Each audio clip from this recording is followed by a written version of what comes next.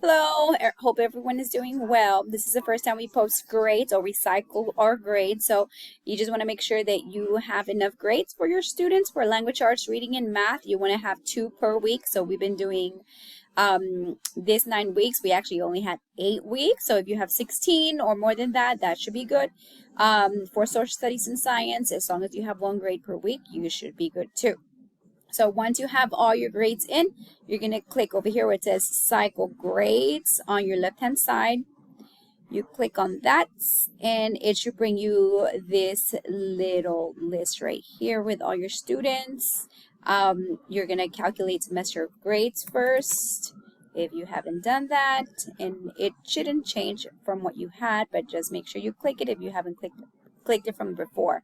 And on here you select ready to post grades, courses, I'm sorry, and I only teach reading and language arts, so you're only going to select the ones that you teach, and you select them, okay, and you are going to put in your PIN number, and you're going to click continue.